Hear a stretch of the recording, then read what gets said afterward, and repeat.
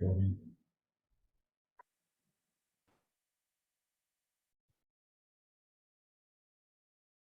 Alex, that's a very impressive start time, let me say. Well, welcome, friends. This is a presentation about the online, I guess, teaching and learning communication portal called Inside the Outhaus. My name's Pete Smith, founder, orator, telemarketer. And I guess the purpose of this workshop, as I tried to outline in my presentation briefing, is to really get feedback from you, the audience, as to where we should take the Outhaus perhaps from here. So I guess the workshop is going to be broken into three parts. I guess initially I'll provide some history of Inside the Outhaus, and Dave, with his beautiful technical skills, will provide some interaction for the audience, so you don't just sit there listening to my talking head, which will be, I think, good for everyone. Although I am wearing my new yellow suit, so I'm pretty excited about that. Then we'll go into a bit of, I guess, Pete's vision of what he thinks Inside the Outhaus has achieved. I'll present some themes. And then the last part of the workshop is really some input from you.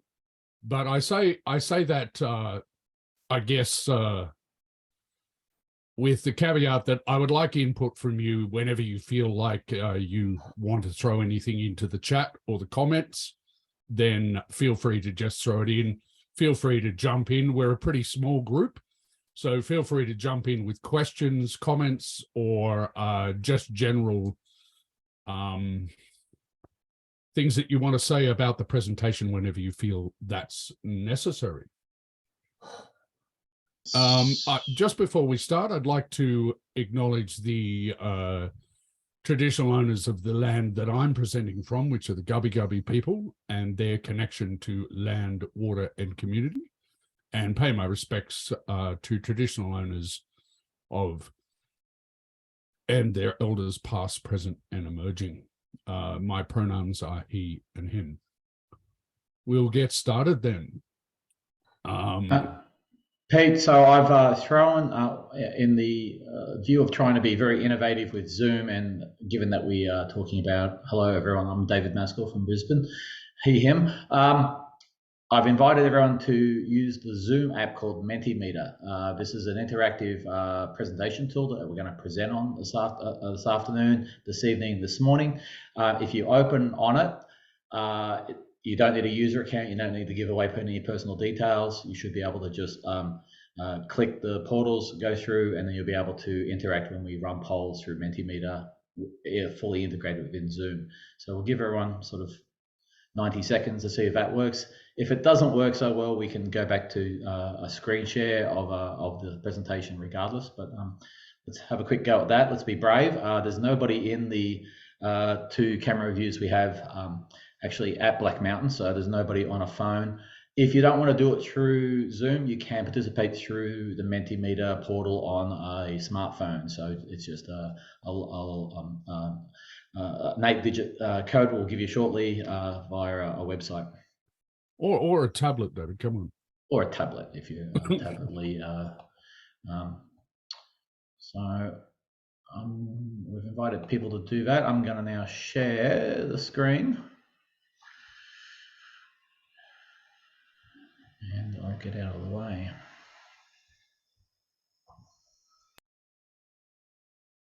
Okay. Is it go time, Dave? Are we still giving people time to get the Menti app into Zoom?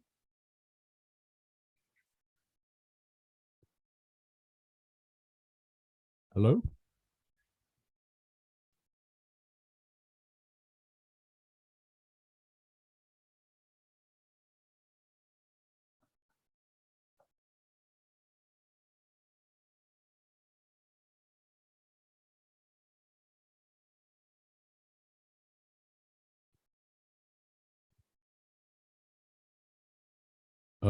Is everyone? Yeah, I seem to have lost audio. Dave? Sorry, that was me on mute, Pete. Um, Sorry, mate. I just lost audio and didn't know what was going on. Thanks for your feedback on the audio. That was really positive. So my question was, Dave, when I was actually on mute and didn't know what was going on, do we need to give people more time to load Mentimeter, or can I start the presentation? I guess is. I think we're good to go, Pete.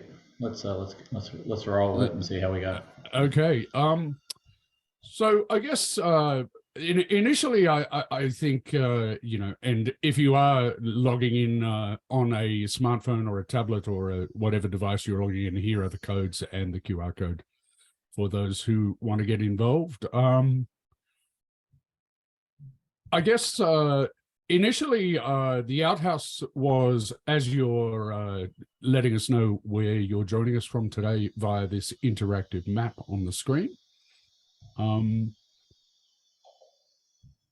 The Outhouse was I guess, an idea which stemmed from at the start of the COVID pandemic. I was in a situation where I was working in the outdoor setting, which I've done for a vast period of my life, facilitating, leading groups, mainly on expedition style programming, mainly in the latter part of my life, university students and adult learners, I guess. And all my work at the start of the COVID pandemic, for various reasons, in Australia at least, went away. So I was then sitting at home presenting to university students on a screen and questioning whether, in fact, the world that I knew it of experiential education or outdoor education or outdoor learning was ever going to return. And I remember at the time, I was very emotional.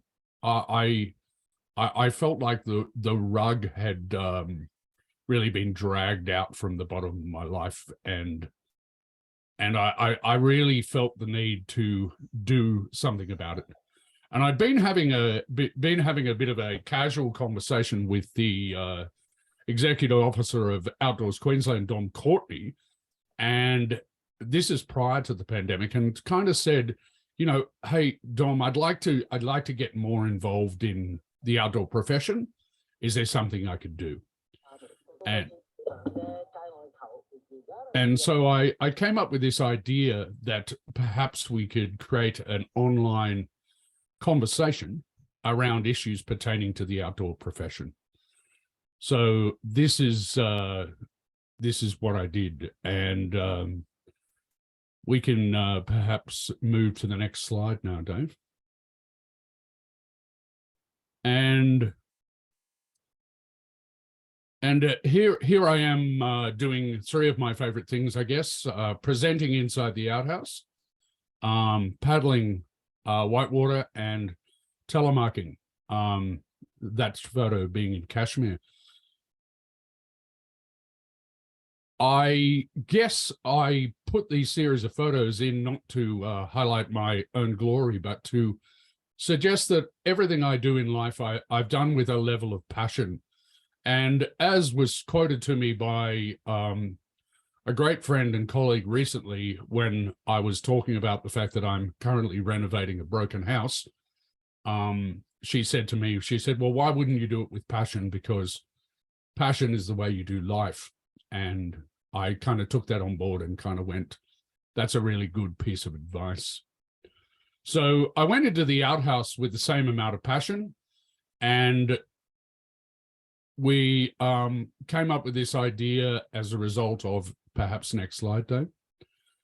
So I initially wanted to connect with people. As I said, I was living in a silo, living on my own, presenting to a group of students online, and not getting a lot of interaction. So I thought, well, all I can do is perhaps I can perhaps go and do something online to make that happen.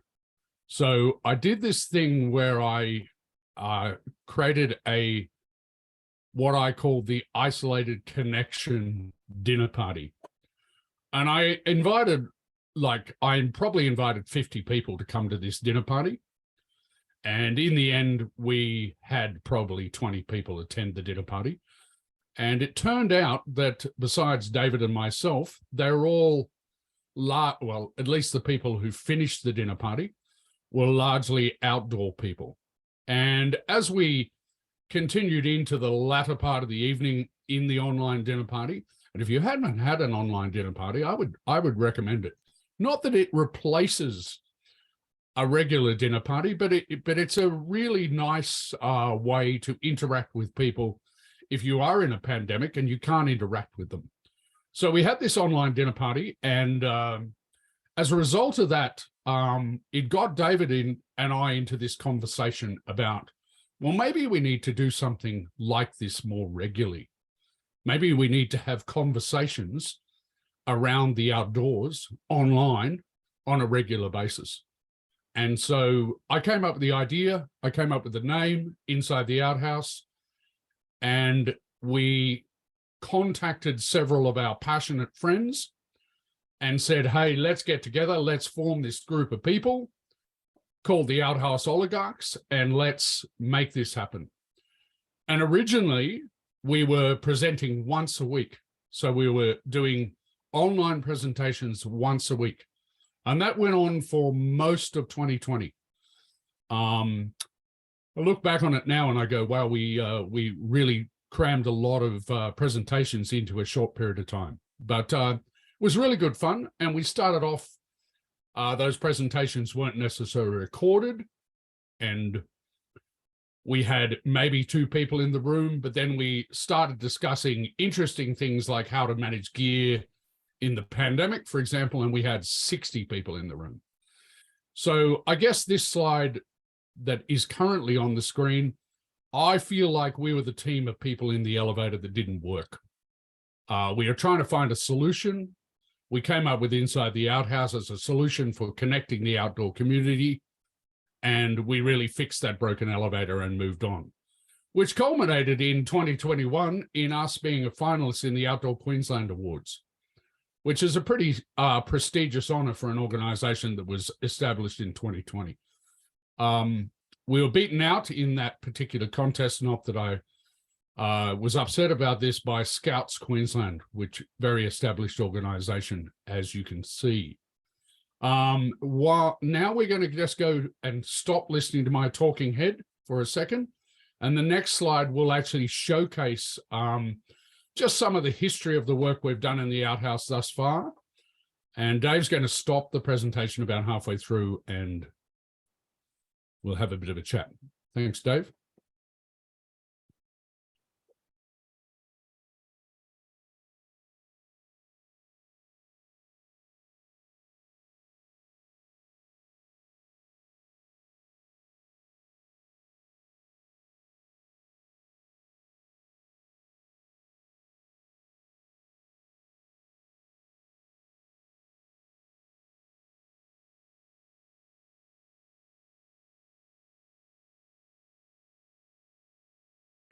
Just going to check that everyone can hear the video. No, not the video and not Dave as well, I think. Okay, hold on 1 second. Always a challenge. That's why you get the big bucks, Dave. Sure, Pete. Excellent.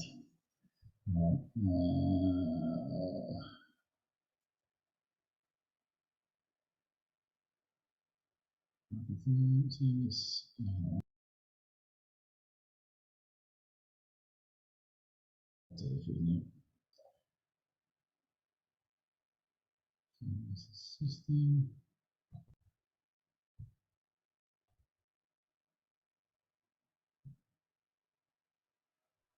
Any better? Can anyone hear it?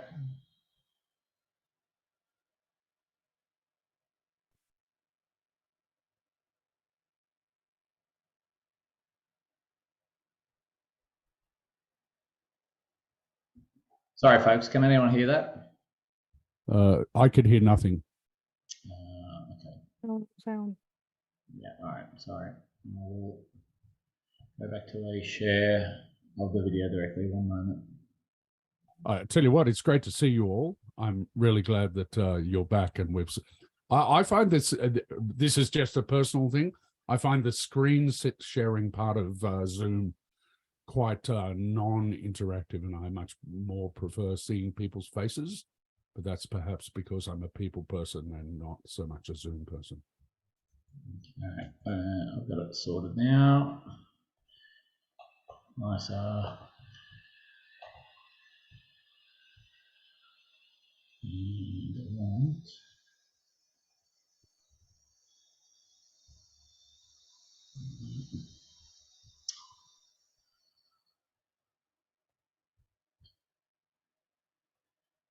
Now, I was looking so good there for so long.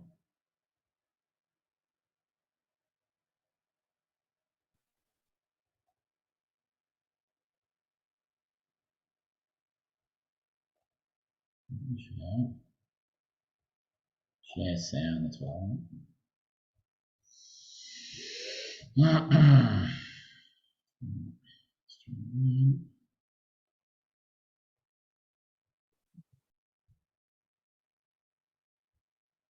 Is anyone? There's no one in the. Everyone in the room is attending the conference virtually in a hybrid form. Can you hear that?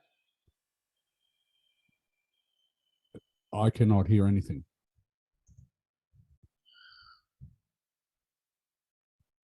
I can't even see the video currently. Yeah, sorry. Dave. It's okay. I was supposed to be there in person, but I unfortunately got the flu and so had to stay home, and now I'm participating online. That's no good. Are you feeling better, or are you still suffering a little bit from the flu? Definitely still suffering. I would have my camera on, but it's not a pretty sight right now. Yeah, no, I fully understand. Fully understand. Where are you tuning in from? I might have missed it. I live on the Sunshine Coast in welcome. Now we have sound, Dave. Okay. Welcome to Here we go. Inside the Outhouse, a interactive podcast for outdoor educators, outdoor leaders, outdoor instructors, outdoor learners, and anyone really who has any basis with learning in the natural world. Very excited to be discussing gear and specifically camping and expedition gear in a post-pandemic world. So burning question of the week is, how do we keep women in the outdoor industry? Something that's very near and dear to my heart. But I think it's a very pertinent conversation. If you've canoed or climbed for cash, carried a pack for pay, or roped or rafted for reimbursement, then this is the conversation for you. And I just wanted to say that again, because I spent hours putting that together. We're all about programming this week in the Outhouse. Training options when you need skills and qualifications in a pandemic world. I now work with a residential program where the kids go out week after week, and the space to teach about nutrition and their ability to control their own choices is huge. This week we're looking at sleeping systems, how they work, who needs to use them, which is probably all of us in the outdoors, and getting heaps of that really interesting information from our friends at Sea to Summit. Tonight we have the wonderful Graham Pringle inside the Outhouse. Welcome, Graham. Today we're having the great campfire debate, stick or no stick. It's all about having fun in Geartober. It's always a pleasure to get the message and the invitation, and I'm very happy to be here today to talk about the story of wilderness equipment. We're going to be talking this afternoon about the AEE International Conference that occurred over the weekend. I work in marketing down here in Melbourne at One Planet, and been invited to come today and talk to you about designing backpacks. The fourth one is around needing to understand the career pathways. And that's not only just for people entering the sector and saying, okay, what can I do? Where can I go with this? But also keeping people, which has been a topic of Inside the Outhouse a couple of times that I've been on. And so the idea kind of metamorphosized from a dinner party that David and I kind of hosted with some friends of ours online. And we started talking about this at the dinner party. Mainly the dinner party was attended by fellow outdoor educators, and we sort of thought, well, maybe we should just get together as a sector, as an industry. And then I came up with the name, and we sort of went from there. And we started out doing small sessions which weren't recorded, and with 2 or 3 people in the house, and suddenly we were inviting gear manufacturers in, and we're inviting various other people to talk about how to deal with various things during the pandemic.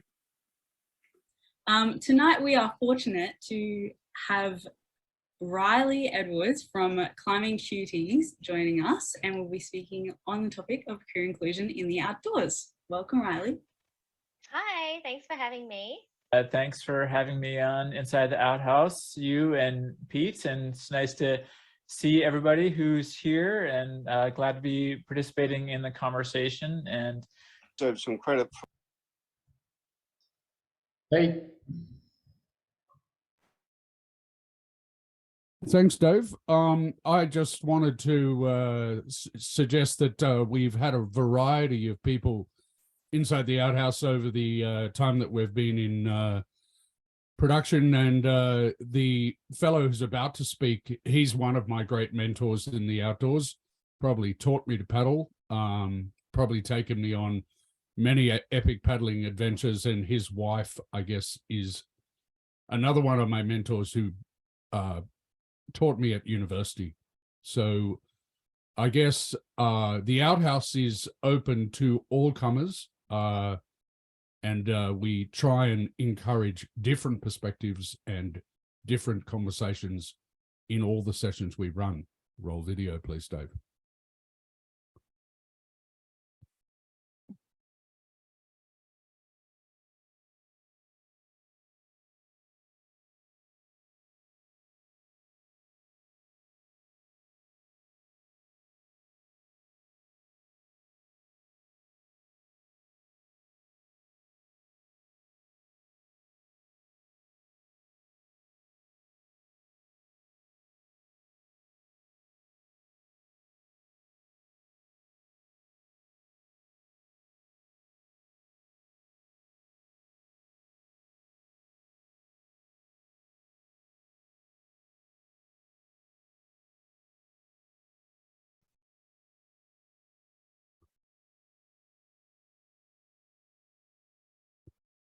Yeah, as people are pointing out in the chat, Dave, we've got no sound, and I again can't see the video.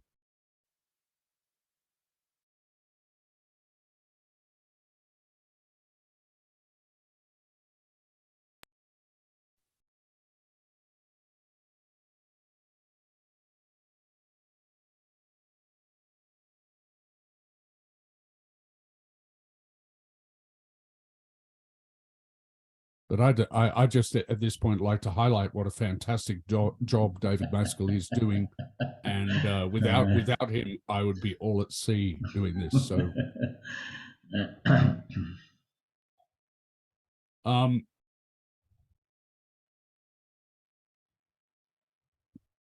welcome to. Yeah.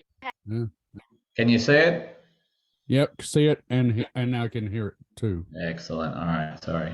Let's try from here. Deserve some credit on the Herbert when I crushed 2 vertebrae on the waterfall, and then I wasn't paddling very well and went backwards down a chute and got jammed in there, and you pulled me out and probably saved my life there, mate. So all credit to you.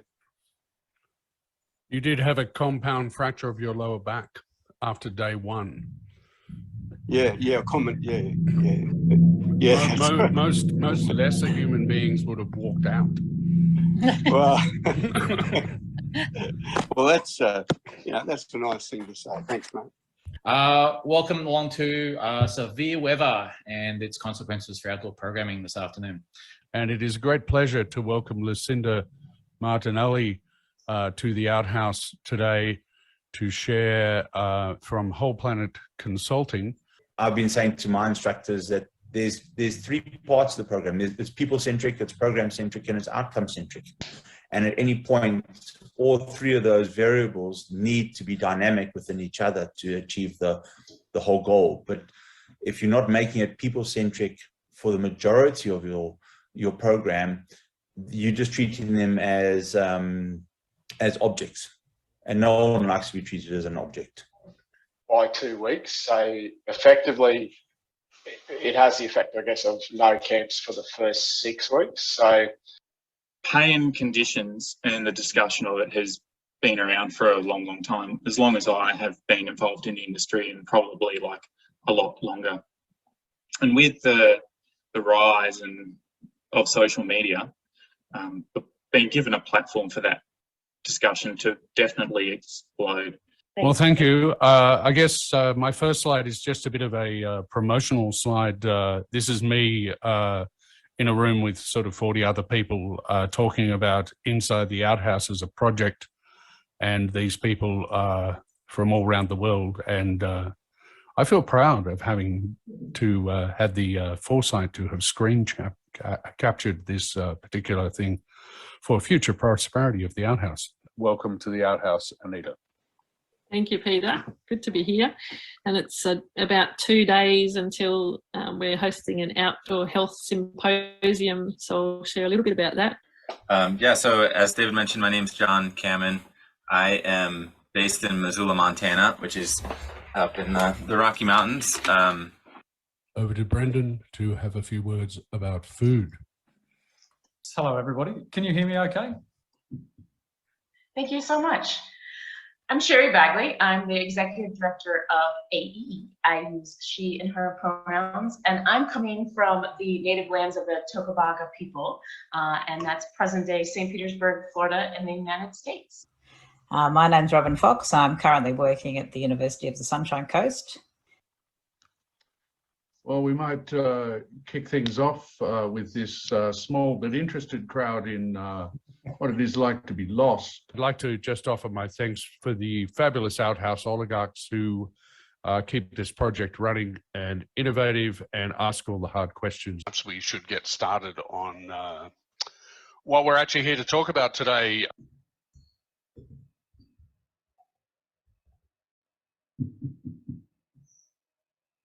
Back to you, Pete. Yeah, thanks, Dave. So that's, I guess, a bit of an overview of the type of stuff we do in the Outhouse. I just wanted to, I guess, pay my respects to my great friend and Outhouse colleague, Outhouse oligarch, Cherie Mullen, who is really going through a very hard time at the moment. And I just wanted to mention that because she has been a powerful person in putting this project together and making it work. And she would have been part of this presentation, except she's really going through a large amount of personal tragedy at the moment. So shout out to Cherie and Chris and their lovely daughter, Acacia. Moving on now, just if we could go to the next slide, Dave, that'd be great. Yep. And I just want people to have a bit of an interaction and just talk about where their happy place is. So when we get to the slide, we can just do that. No, I went too fast. Sorry. There we go. Yeah, there. So just folks, just in the app or on the screen or however you're doing it, if you're using the Menti app, then just describe what your happy place is. If not using that, feel free to just throw it in the chat. If you're on the Zoom chat.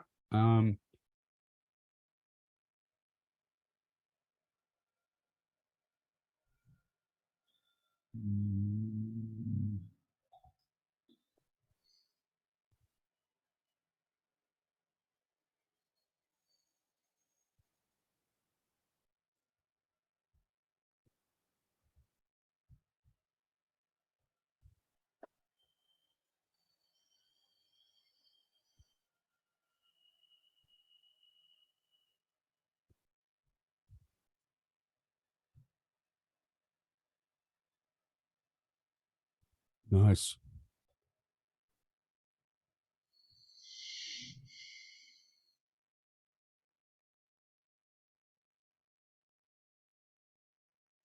Nice. And a few people commenting in the chat, which is great to see. We might wrap that little interaction up and go to the next slide. Be really nice to get people's opinion on this. If you aren't using the Menti app, then feel free to throw your opinion up in the chat, because it's still as valuable. Or just you know, vocalize it. As I said, shout it out. We're not a huge group, so if you just want to talk to me, then that's also good.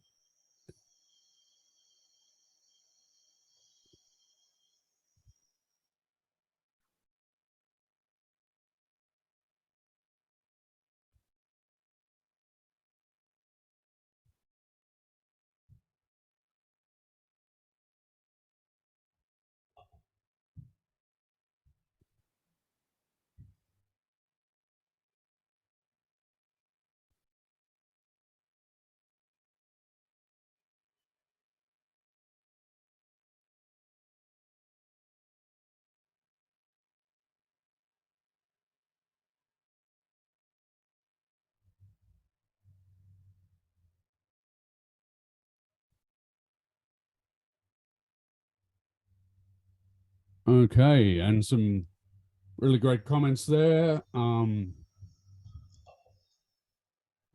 Should we wrap that up, Dave? Yeah.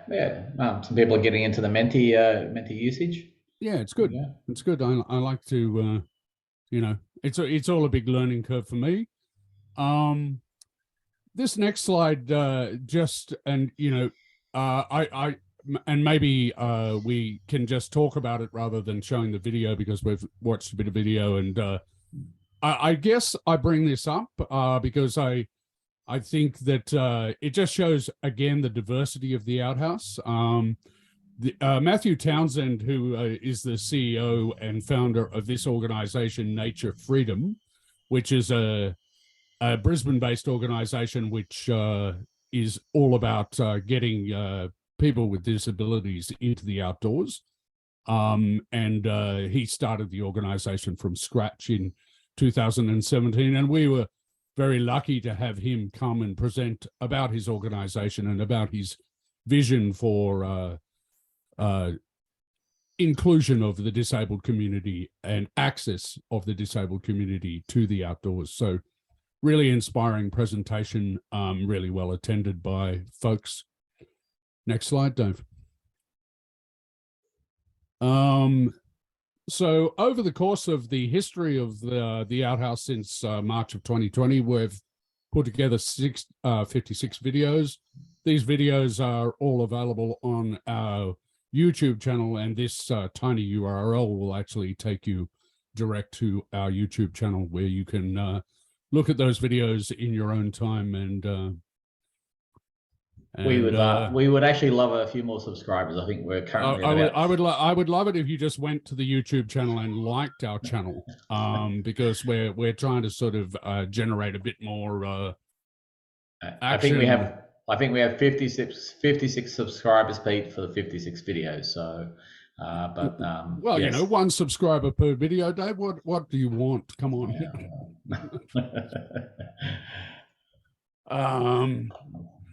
Rightio, next slide, please. I guess just a bit of a pop quiz. Let's get some feedback from the room. And again, if you're not on Menti, then feel free to throw it in the chat. But how often do you communicate online with colleagues in the experiential education world? And do you do it often? Do you do it not at all? Please vote on the app now, or throw it up in the chat.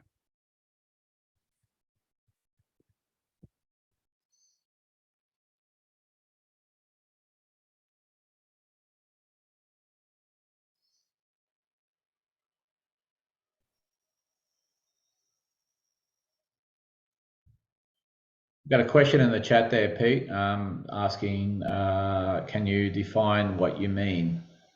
Okay, emailing, so Zooming. I guess, yeah, I guess maybe I should have given more scope to the question, probably more along the lines of this type of forum. Do you communicate through Zoom meetings often with colleagues?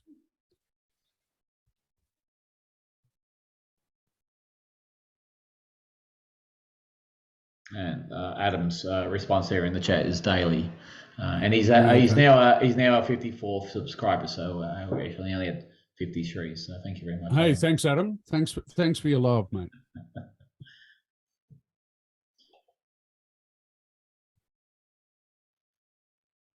Oh, Alex has subscribed, and now we're at 55. It's just going off, Dave.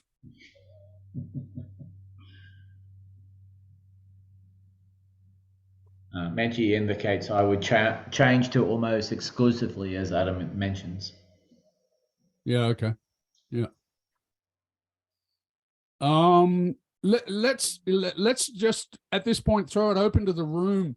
What do people think are the advantages of this type of communication versus? I mean, and I have some, and but I'd like to hear from you guys about what you think.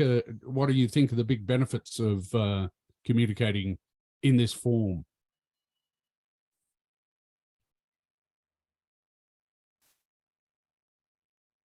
Please unmute yourself and just speak up. This is how we run our sessions all the time. It's very casual. Very casual. Yeah, I'm a co-founder of an experiential education nonprofit in Eugene, Oregon, and it's remarkable how much our communications are online, especially after the pandemic. We do a lot of collaboration on Google Docs, and do a lot of like chatting through like that way, and then also a lot of Zoom calls and things like that. Even though we all live in the same town, it's a very small town, we end up doing a lot of our communication and work online, and it's kind of surprising how sometimes it's really useful, but other times, especially during the pandemic, a lot of us didn't feel like having a lot of online communication was exhausting. We weren't able to really communicate, have better communications with each other.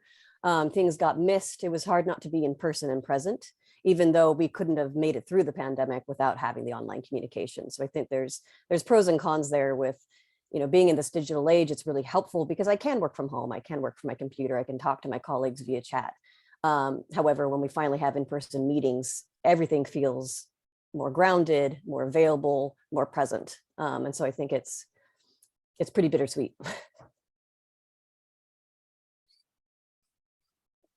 Thanks very much. I couldn't have said it better myself. I think, definite pros and cons for both formats for sure.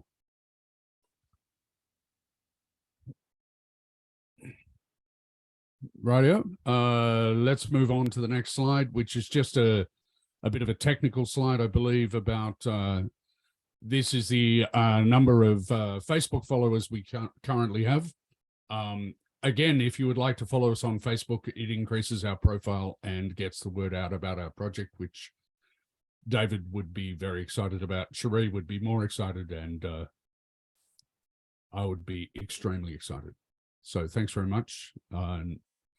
Next slide, I guess, asks this question, and this is a bit of a word cloud, and I'd like you to just throw words into the Menti or into the chat about, or just throw comments around about how you think we can get more people to come along to Outhouse chats.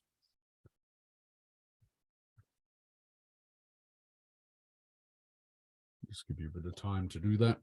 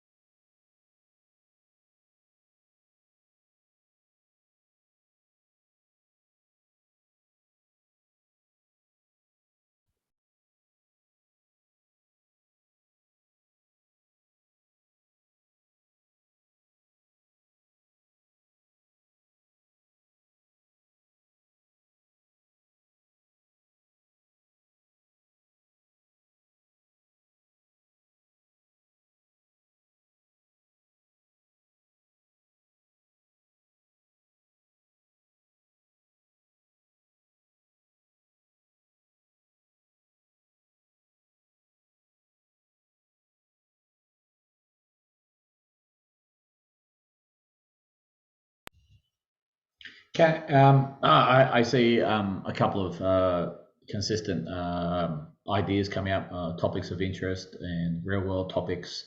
And that's something we've been challenged by, I guess, effectively after the pandemic here eased, which was fairly quick in the context of our experience here in Australia, and that we were back to work in fairly heavily modified, but ultimately back to work by sort of late August, early September of 2020, whereas most of the rest of the planet didn't seem to have that experience, places in Europe and obviously North America. And our real world topics became less about COVID and more about facilitation styles, leadership discussions, queer culture in the outdoors, women in leadership and in outdoors positions. My question going to the person or the real world topics, what would be a real world topic that you would consider that would be something we could look at in the future, perhaps? If you don't want to speak up on camera, just write in the chat.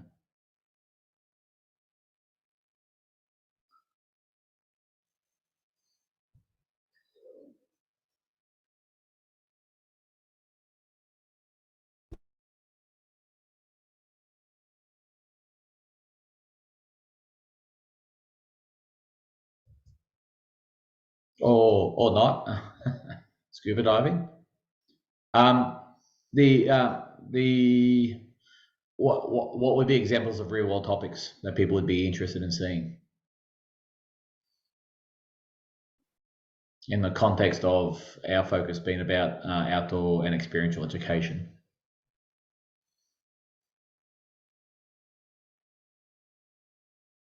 Thanks, Anna. Social justice. Yep, it's been on the cards for a bit.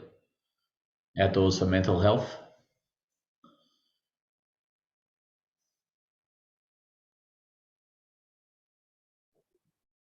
Yeah, and we get lots of those as well, for sure. Current challenges here include certainly labour hire and labour force problems, or challenges being that there are less and less of us post-pandemic. So some of the other ones that are in the chat, people can probably see, is access, nature, inequality, gap, insurance topics, and we actually have covered insurance at least once. Haven't done grant writing though, so some really good ideas there. That, yeah, great suggestions, folks. Really good. I guess something else that's come up in the word cloud, which I'd like to maybe open up as we're talking to an international audience, is how we do better at marketing beyond Australia. Because we definitely try and do stuff through our social media channels, whether that be the YouTube channel, our Twitter account, or our Facebook account. And I was just wondering if people had some more suggestions about how we get the word out to the international community. One of our regular attendees is from Zambia, Alan. And we do have regular attendees from sort of North America and India, but people, because of time difference, a lot of people watch the recorded chat, obviously in a time which is more suited to their particular sleep-wake cycle. So it'd be good if we could just have some suggestions about how we market beyond Australia. Would be lovely.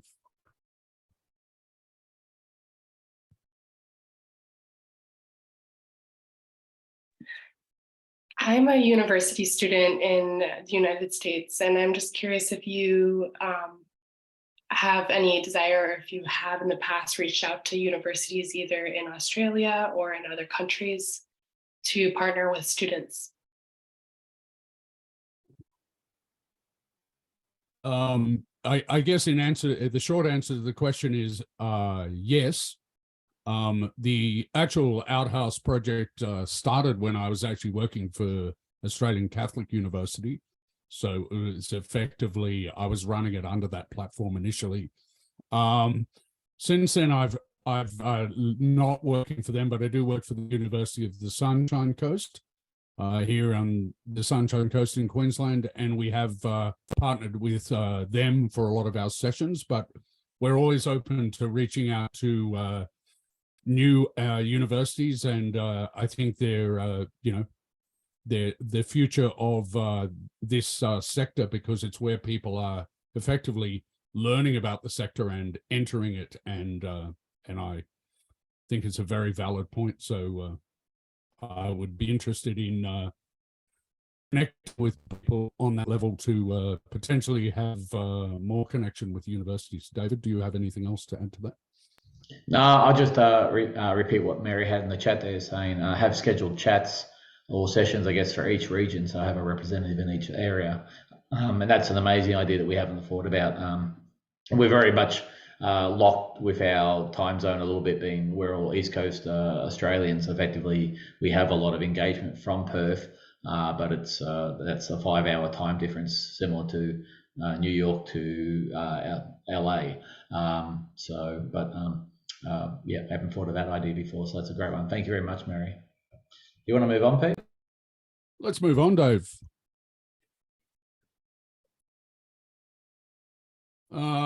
This slide is just a bit of a picture of our organizational chart, and I just put it in really to suggest how sort of widely stretched we are between commercial providers, gear manufacturers, peak bodies, outdoor education providers, universities, schools, etc. And I think we can probably move to the next slide now, Dave.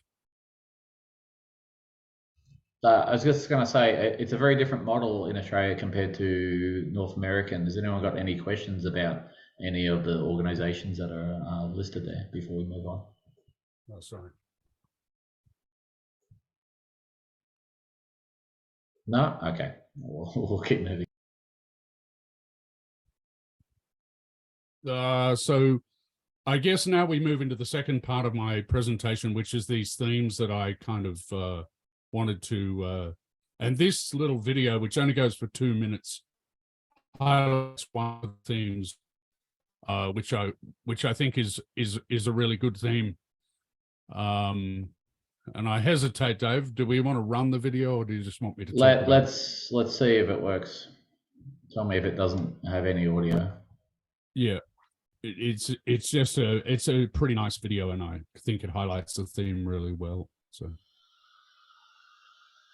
can we hear it?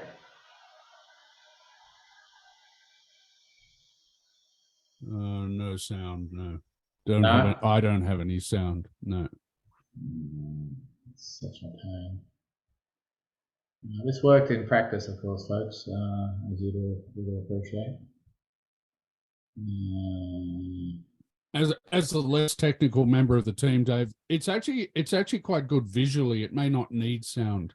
Okay. You know what I'm saying? I mean, it's better with sound, but.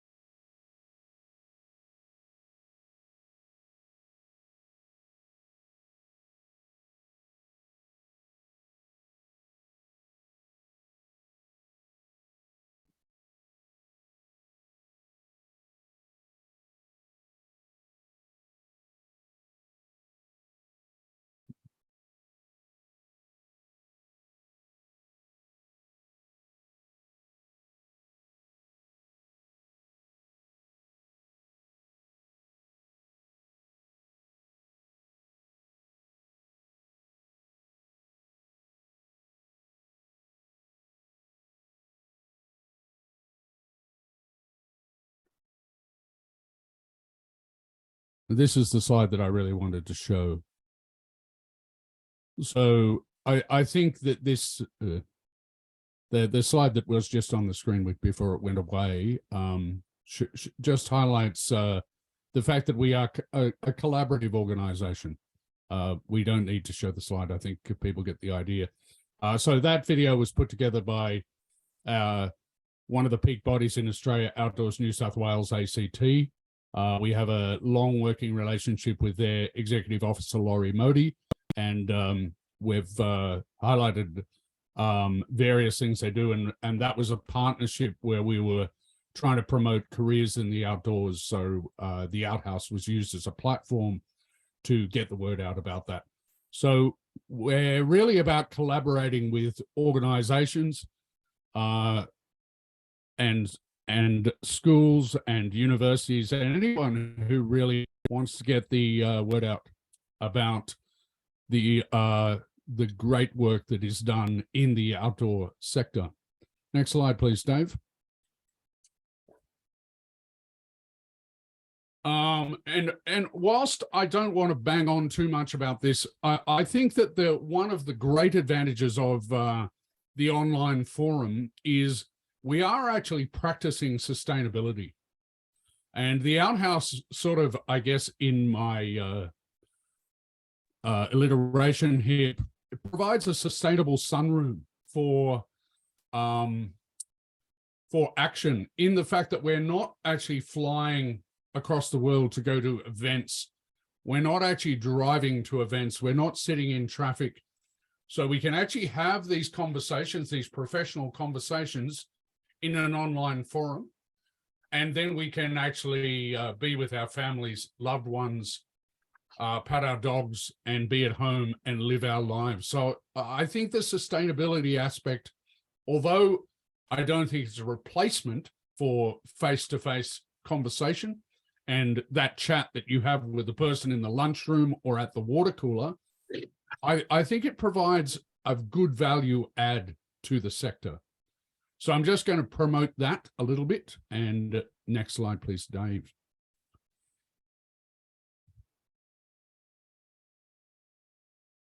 I think we can be an ideas incubator.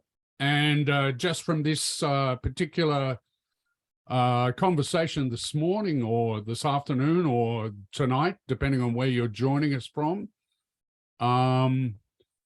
we can be an incubator of new ideas. And I think that I like to think that the Outhaus is a bit of a innovative organization. We're trying new things, and using Menti and Zoom would be a good example of us trying new things this morning. And I think this is what the outdoor industry needs moving forward. I think we need to try new things. I was so chuffed when the AEE went to a face-to-face conference with a hybrid option for those people who couldn't attend in person, because I think it adds a lot of value to the conference experience rather than just limiting it to only people who can attend face-to-face. So I think we need to keep those great ideas coming, and we need to keep that conversation going on. Next slide, please, Dave. Okay. Go on. No, I was just going to say, and another area where we have developed ideas in the virtual space would be our partnership with Verastar. Yeah. Yeah.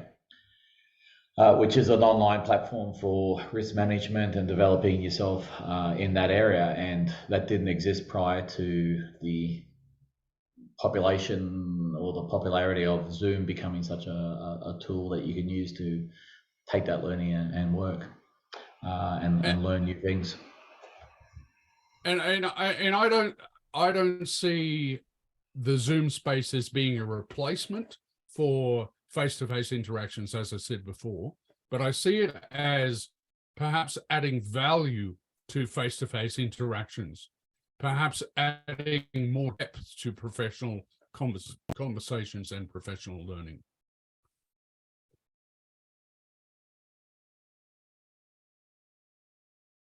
And I think lastly, we perhaps offer this, and I love this slide, so I think we just offer a unique umbrella.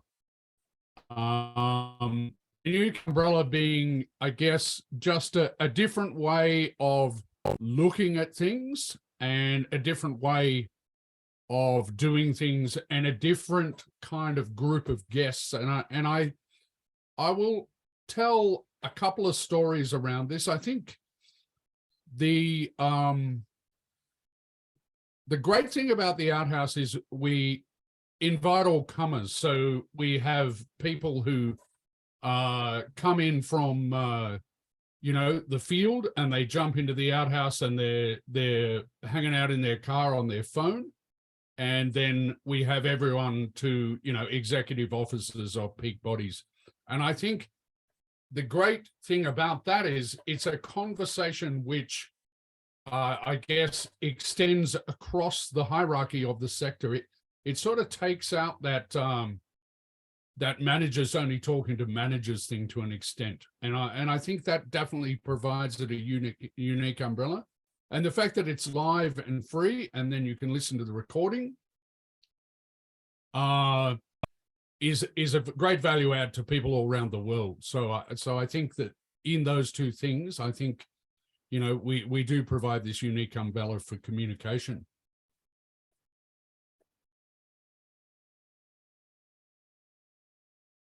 Alex just made a comment in the chat. Without online platforms, most of us would not even be able to attend the AEE conference.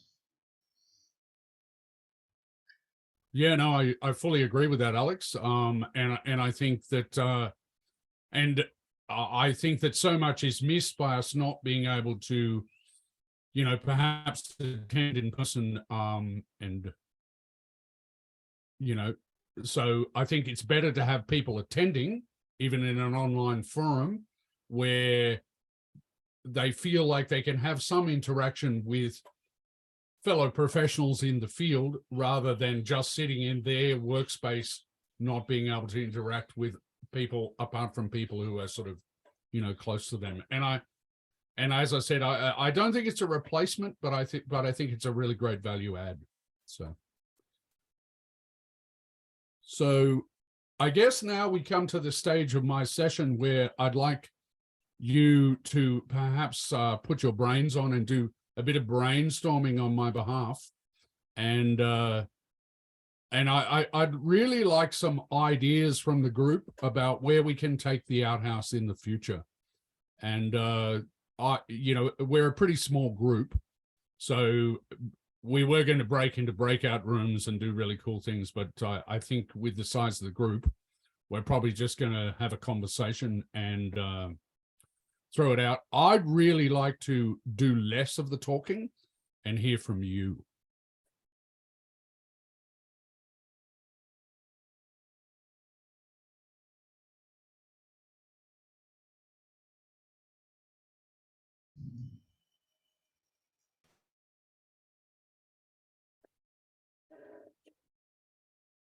Perhaps beginning, Adam, could you maybe put some more, I don't know, a bit more meaning on your comment in the chat would be lovely.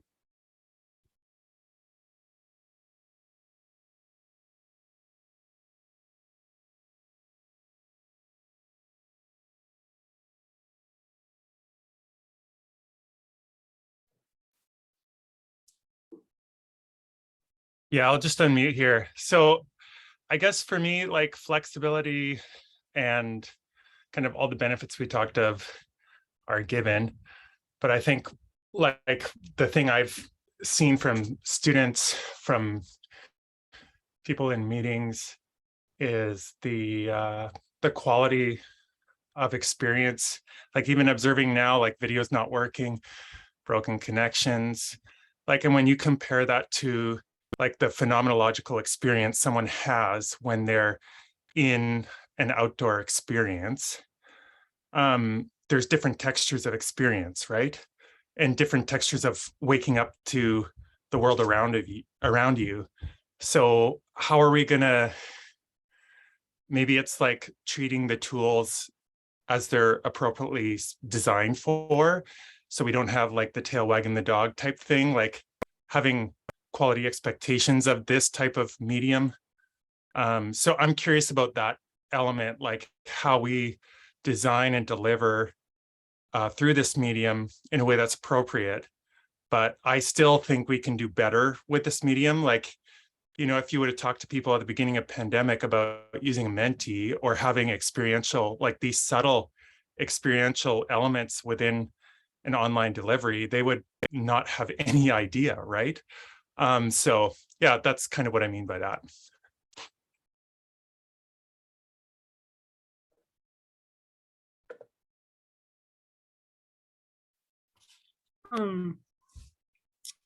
Mary here.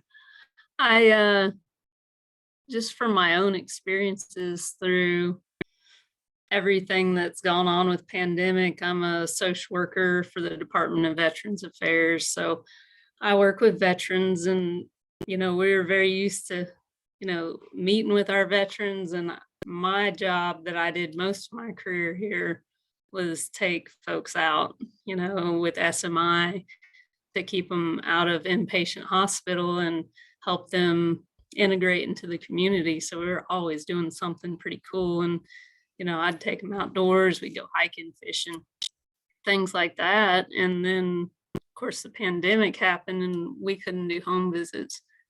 And those veterans started getting hospitalized again, inpatient, you know, mental health hospitalizing. And, you know, these are people that hadn't been hospitalized in years, were doing so well. And we saw that, you know, meeting with them on video was not working well at all. But then they opened us back up to, you know, be able to do home visits with face masks. And so that worked better. But now I'm switched to a job in the office because I wasn't getting to do as much. So, and now it's definitely everything's video. And that has been so hard for me to adapt to. I'm an extrovert, I'm outdoorsy. And so it's been such a challenge to not see veterans in person. And so I've kind of decided to retire from the VA.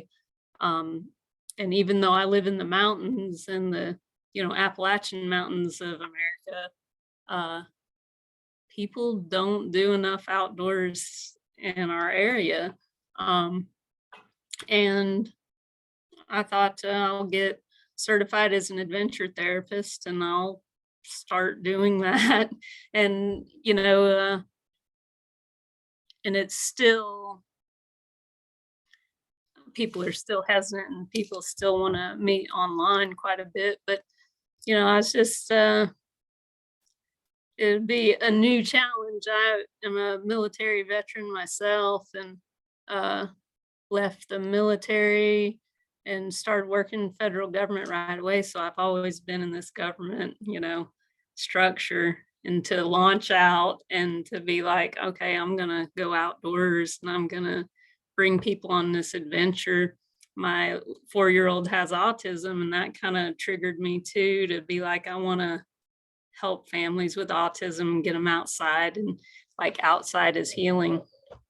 But if we didn't have electronic platform to meet today, I wouldn't have, you know, I do live like an hour away from the conference, but I mean, that was kind of like providential, but I couldn't go today because I was at work. So, and we have tomorrow off being American Veterans Day, but so I'll be there tomorrow. But like, this is cool that I got to attend. And if it weren't for this platform, I couldn't have gone to the conference at all today. And to like even know that you guys have this YouTube channel and this is something that I can learn what other people are doing and how to become this outdoor therapist, you know. So I think what you're doing is amazing, and I feel really grateful to just be able to like, see people's faces and realize, you know, shoot, when this conference right next to me, I didn't realize how international it really was, because yeah, us obnoxious Americans tend to have some arrogance and think we're the only ones in the world, and America's the little world over here. And so it's really awesome to see faces all over. We don't get that much around here.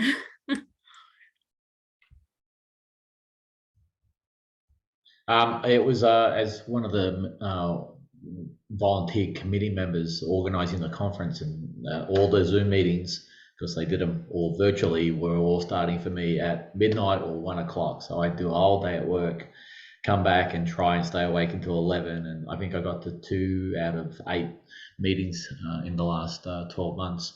I was very much adamant, like you, even with the logo that they chose. It was, I said to them, I said to the committee at one point, it's like, you recognize that the logo is only showing North America and South America. It's not showing the whole of the globe. And we did look at different designs, and I think it became a problem to get a redesign done. But it was just and I felt very woke about it, which was not who I am generally. But it was like, well, you know, I'm in Southeast Asia effectively, and I know there's a lot of people from Singapore were in last year's meetings, and we've had some people come out to our national conference, which was face to face in the end of August, early September, during our school holidays. And yeah, amazing to see people, because again, we haven't had a conference face to face for 3 years for all the same reasons. But and so Mary, your comments really resonate a lot, and we're really happy that you could have come and joined us today. And yeah, there are resources on our website and on our YouTube channel that might help you. Very much a bit of an Australian take on it, but we definitely have some mental health people who have spoken to us, and it's an area we've jumped into a little bit. But we try and target our discussions to be one topic for the hour and try and keep it focused, but sometimes it goes off all over the place. But no, it's a great comment. Thank you very much.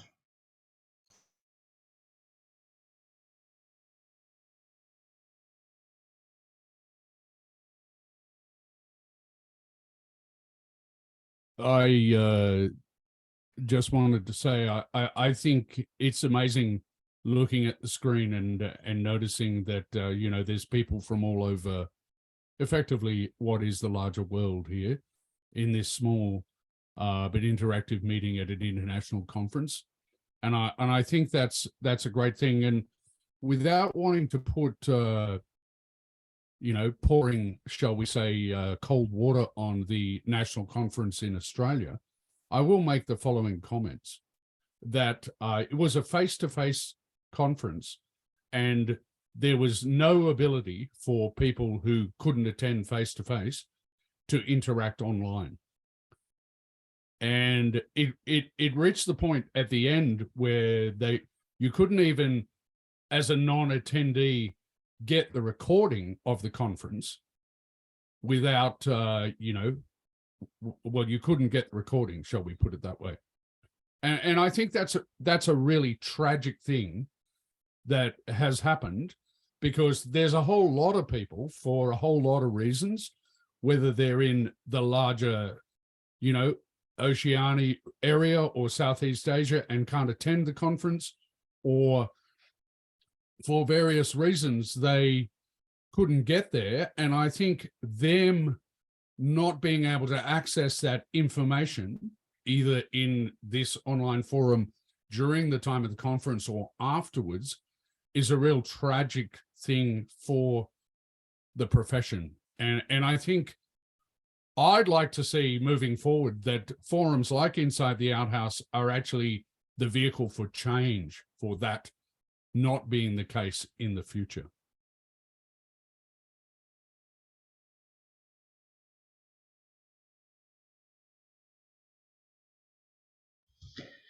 I'll make a quick comment, just reflecting back on the amazing work that I've seen from an American practitioner's perspective. Most of you would know the name Michelle Cummings. She's the big wheel at Training Wheels, and her work, along with several other people in the experiential space, which was before 2020, go out into the field, go out into the bush, go out into the forest and do your stuff, is now very much online, and there's a huge amount of resources there that has been shared.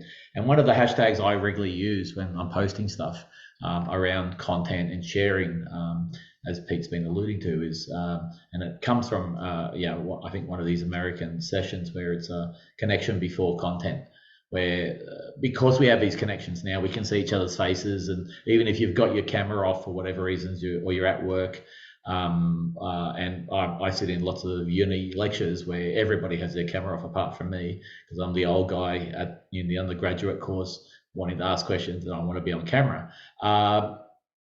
I think the connection before content just resonates such a great mission statement effectively. And we talk about connecting the outdoor community together, and we've been doing it through this forum. So the quality is there. You've got to dig a little bit, but the resources are there to learn how to use something like this. And bad example today with me not being able to get the videos to work, because it did work 12 hours ago, but sometimes it just doesn't work.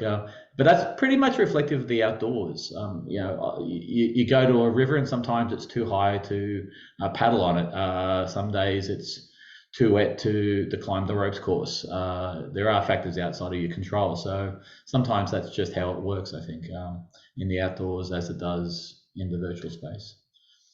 Do we have any other comments? Because I appreciate we're getting close to time, and just wanted to know if people had some other ideas they wanted to share, or other opinions or other questions to ask us. Yes, I want to share from this perspective of having online experiential events, as you were mentioning with Michelle Cummings and what all that she has shared and created. And the events like the AEE, I also had the opportunity to log into the Adventure Therapy Conference, which was in Norway, and it was streamed. And there was also this Slack channel to chat. So it was not this experience. We were connecting to a university system, and we were able to listen to the conferences, but we could not be very active. We were passive listeners in most of the events, but it was part of the information that was given to us as participants. Like the university has this infrastructure to broadcast the sessions, but we do not have the interactivity. So we could interact with friends, like we were texting each other, and we had like this parallel interaction happening. And I've also been on a lot of Latin American events. Latin America has been doing amazing things in facilitation online and creating spaces. The International Facilitator Association also has done, the Latin American segment has done great events where, as you were saying, connection, and that's the main goal of the experience, having this, as Adam was saying, phenomenological experience, just being there and connecting to people and listening and doing an activity together, and all together moving at the same time in the cameras and doing amazing things together. I think it has been a fast forward for our industry in trying to tap into this. Before the pandemic, I hated online activities, but then I began creating, and now I'm very passionate about it. And now we have this opportunity of what do we do with this evolution of the hybrid? Because we sort of had hybrid before.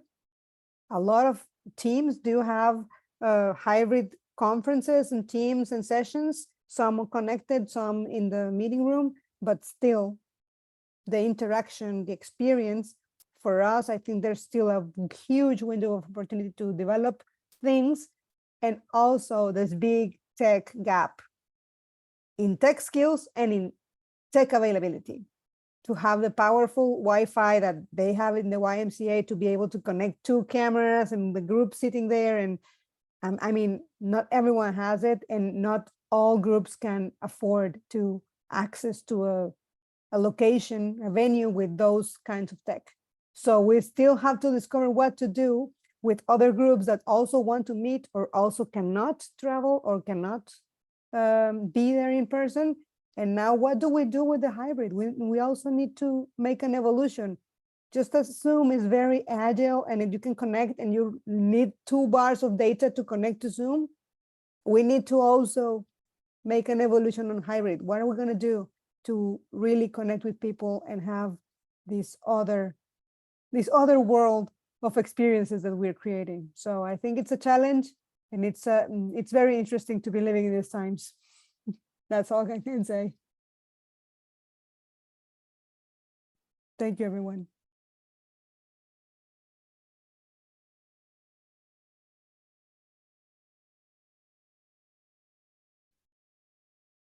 Great comments. Thank you very much. Dave has just made a reference to Jim Kane in the chat, and I know he's presenting at the conference.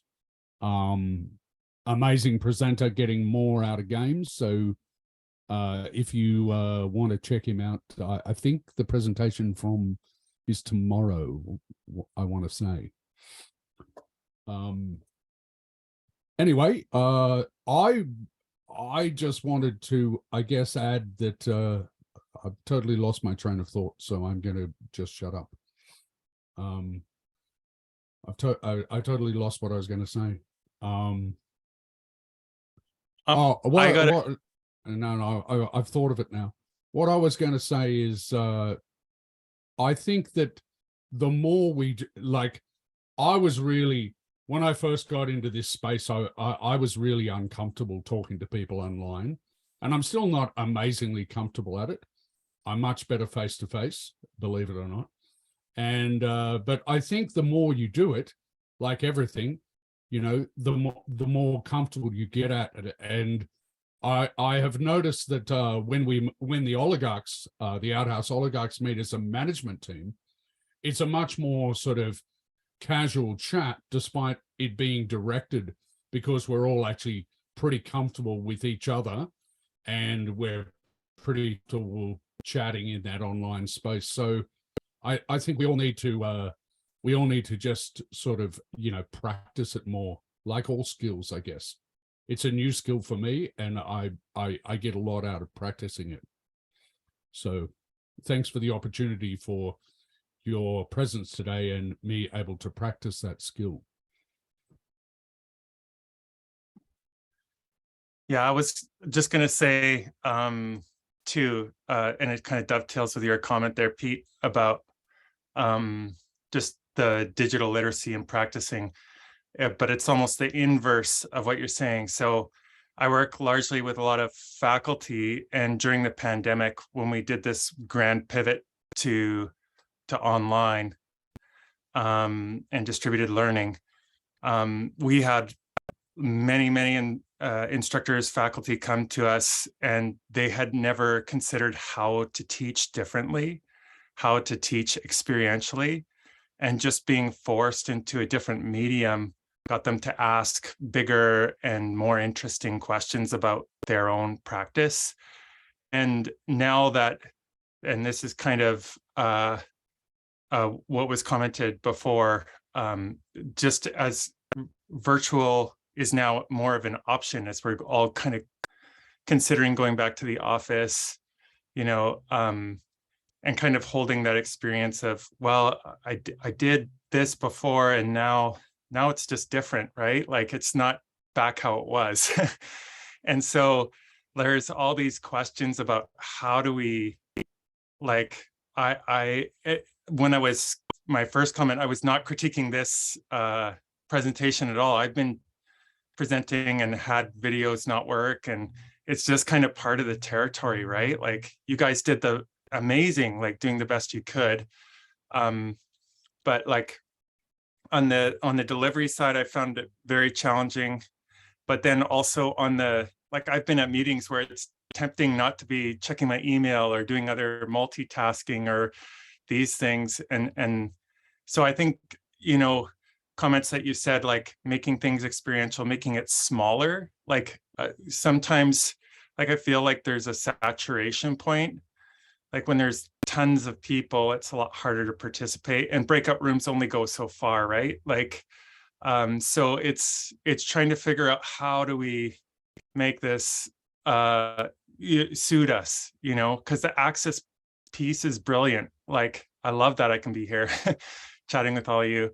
And, you know, I found myself at 1 a.m. waking up for workshops and just kind of like the Dave was saying. So yeah, it's enough said for me.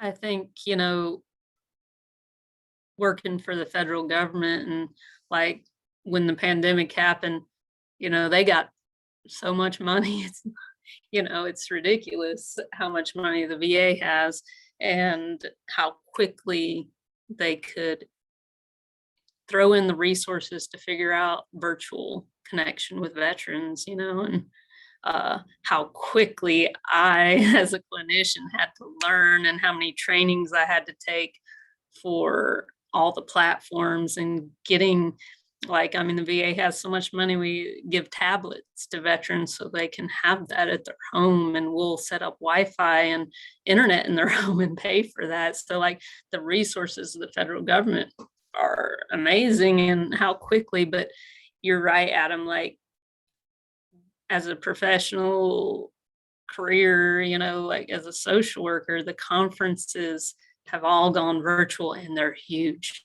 The attendance is no interaction. I mean, for me to be able to talk, I mean, I thought this conference would be that way, and I'd be in a room with thousands of people, and the fact that I'm actually able to talk and interact is amazing, because you're right, the breakout rooms don't work. And as a veteran, I just started doing this whole health program the VA has, which whole health, you know, they're doing acupuncture, chiropractic, but they're also doing all these virtual classes I'm allowed to attend as a veteran, and mindfulness, and they do guided imagery, meditation, all that stuff. And I get to kind of sit here and do that on video, and I actually get that experience of meditation and nutrition. And but the VA's figured that out really well, and they keep it as a schedule. So only so many veterans are allowed to be scheduled in that session for mindfulness, because too many doesn't work, you know. So yeah, keeping it small, I think, is definitely a key for people to actually not be, to be able to want to join the experience. Because if there was much more than what we have here, I wouldn't talk at all. So this is about right. And as a therapist, that's like when we create a group for group therapy, you want your group to not be more than 8 people usually. Any more than 8, you'd kind of lose out some of the experience of the people. So yeah, keep it small.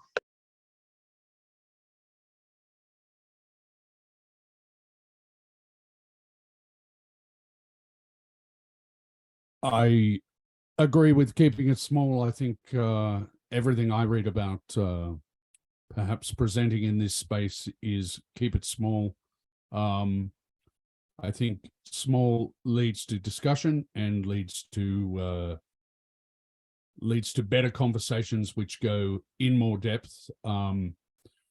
Anyway, we're coming to the top of the 90 minutes. I didn't really think I'd be saying that so quickly, but I'd just like to thank you all for attending this session on Inside the Outhouse. And please check out our details, which the fabulous Dave has put in the chat. And please, as was said before, like us on the YouTube, because we love getting our message out. I'd just like to also give a bit of a plug for John Lossy and his support throughout this process of doing the hybrid chat. And thanks very much, John. And thanks to all the AEE team who have really made this thing possible for me. I was quite chuffed when I was asked to present at this conference, it being the 50th International Conference. And thank you all for coming. David is probably going to stop the recording anytime soon. And then in the spirit of the Outhouse, we can just have an off-recording chat. But if you have places to go then feel free to go there. Thanks very much. This is Pete, the Outhouse orator, founder, telemarketer, saying peace out.